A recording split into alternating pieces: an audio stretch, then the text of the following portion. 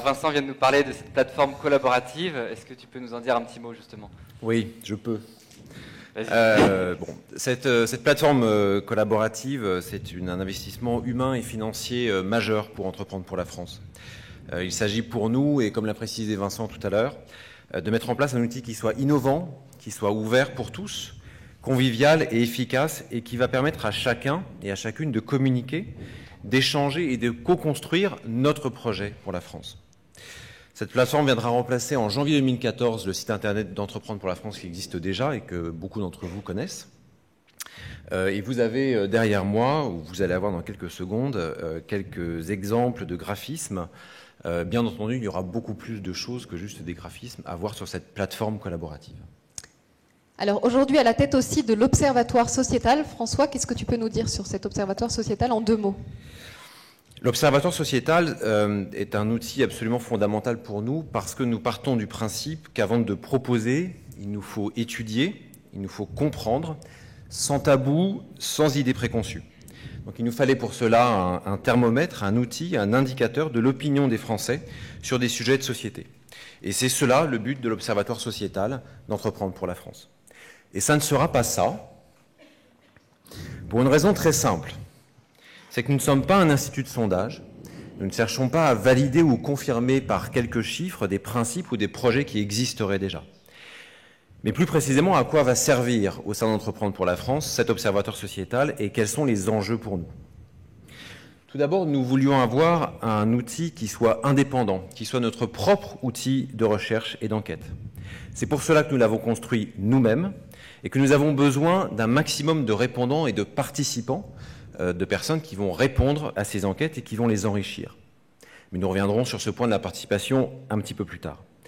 Ensuite, il nous faut connaître l'opinion, la mesurer, la comprendre, l'interpréter et l'analyser pour en extraire le bon message. La bonne information qui va nous permettre de construire notre projet dans le respect des aspirations réelles des Françaises et des Français et de tout ce que vous allez exprimer au sein de cet outil.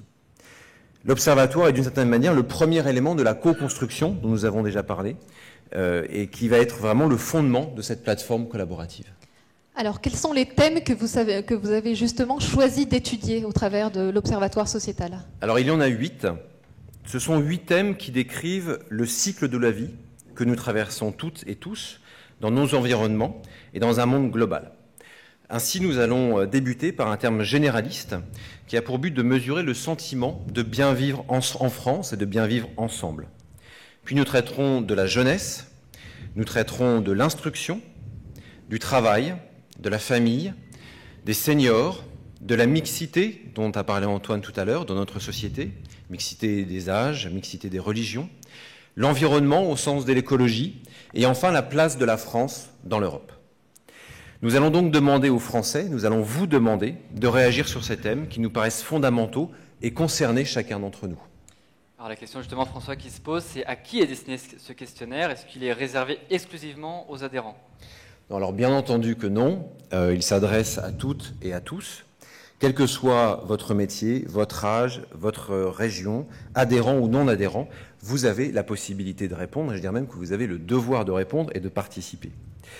Pour cela, nous avons mis en place une méthodologie extrêmement simple, totalement digitale, comme mon speech, une méthodologie et un outil qui est mis en place sur le site d'Entreprendre pour la France. Chaque mois, nous allons mettre en ligne un nouveau thème avec 10 questions par thème. Nous mettrons également en ligne les résultats des enquêtes précédentes pour partager l'information que nous avons collectée avec chacun d'entre vous. Alors après, vous allez vous demander qu'est-ce que nous allons faire de l'ensemble de ces informations. Donc vous avez bien compris notre credo, social pour l'homme, libéral pour l'entreprise. Ce que nous voulons comprendre, c'est comment se positionne la population française. Les jeunes, les travailleurs, les sans-emploi, les seniors, par rapport à ce credo. Et quel chemin il nous faudra parcourir pour faire passer nos projets et nos idées. Entre les hyper-sociaux d'un côté, les hyper-libéraux de l'autre, nous avons besoin de savoir qui vous êtes, ce que vous cherchez et ce que vous voulez vraiment. Cette richesse d'informations, nous allons la partager avec les groupes de travail qui s'affairent sur les 7 grands chantiers, décrits également par Antoine dans son intervention, et avec vous-même sur le site collaboratif d'Entreprendre pour la France.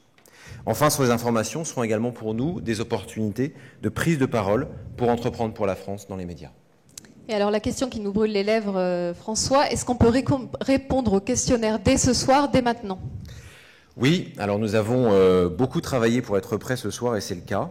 Donc dès votre retour chez vous ou dès maintenant sur votre smartphone, vous pouvez vous connecter sur le site d'Entreprendre pour la France et remplir le premier questionnaire.